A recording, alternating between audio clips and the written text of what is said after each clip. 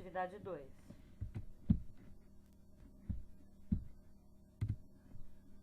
Em uma cozinha, uma chaleira com 1 litro de água ferve.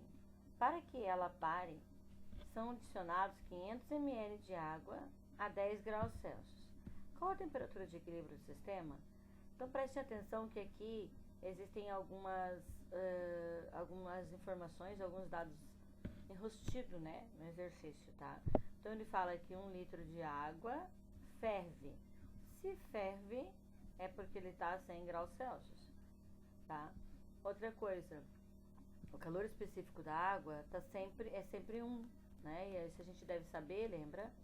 Então, sempre o calor específico da água a gente precisa saber que é 1.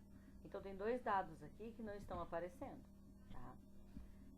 Para que ela pare, então, é adicionado lá, né, para formar um equilíbrio térmico de 500 ml. Então, 500 ml de água é colocado. A densidade da água é 1.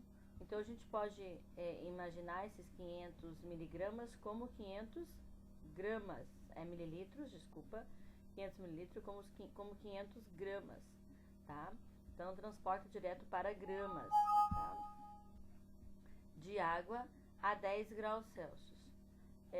Qual a temperatura de equilíbrio do sistema? Então, também quer saber a temperatura de equilíbrio, então é a temperatura final.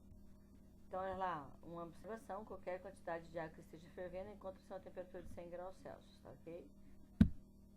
Vamos lá. Então, vai ser sempre o Q mais o Q, né? Se tiverem 3 Qs, a gente vai fazer os 3 Qs. Aqui não vai ser levado em conta o recipiente, né? Então, vai ser igual a 0.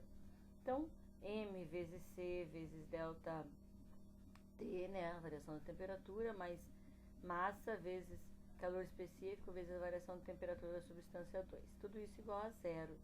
Aqui notem já aqui na fórmula já está cortado, né, fora o calor específico, porque nós vamos estar falando de água no primeiro termo e de água no segundo termo também.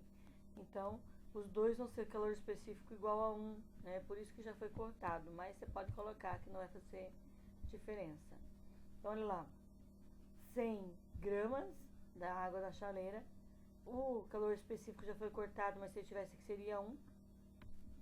Variação da temperatura, a temperatura final menos os 100, que é os 100 graus que a água ferve, mais massa de 500 gramas vezes a variação da temperatura, que é a temperatura final, menos os menos 10 graus que estava essa água quando foi adicionada dentro da chaleira, tá? Então, faz o chuveirinho, né?